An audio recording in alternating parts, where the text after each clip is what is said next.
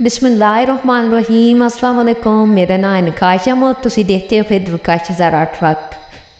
उम्मीद करने हैं सारे ठीक ठाक। सो आज दी गड्डी है, आज 7D गड्डी दा रिव्यू करसा इंशाल्लाह। ते उस्तादां कोलों भी मालूम ने ना कोई मुकम्मल मालूमात के इंशा सारे भरावां की रिक्वेस्ट है कि चैनल को सब्सक्राइब करो ते वीडियो लाइक करो।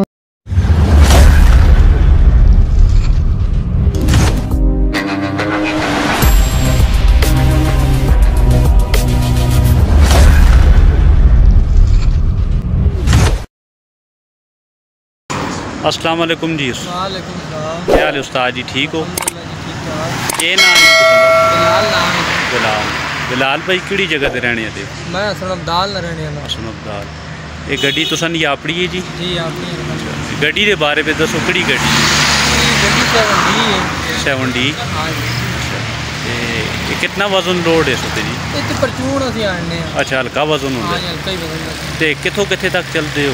गुजराल आणने हजरत अब्बास मनसेरा इतो। ते महीने में कितने एक चक्कर लांदे हो? महीने नो कम इन रूटीन है ना, और कम इन तेजी होवे तो बाद 7-8 फेरे लावी ने, 6-7 फेरे लावी, 6 फेरे लावी। ते वजन घट पांदे हो ते इस गड्डी दे टायर टाइम शाम कितना लांदे ने?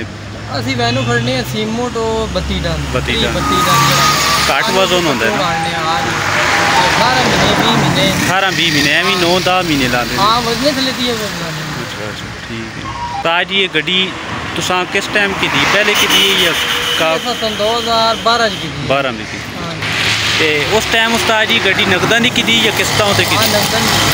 इसी हालतां विच इसी तरह के कंटेनर बने दा है? नहीं आप तैयार कराइए। अच्छा आप तैयार कराइए। उस टाइम उत्ते गड्डी कितने दी की दी तुसां?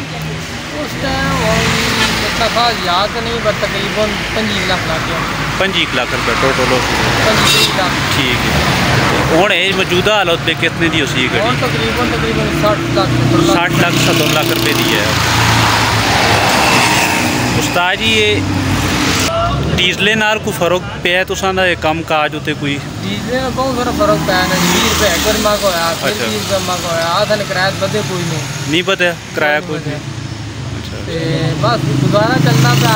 गड्डी आते थामी बहुत तनख्वाह। ठीक। उस्ताद जी इस टाइम उत्ते के बचत चाह देंदी है चल के? फेरे चाह देनी तकरीबन 35,000। 35,000 का 30,000 महीने की कदे लाओ तो? 2 लाख रुपया। हाँ। अच्छा ठीक है जी उस्ताद जी, बड़ी मेहरबानी।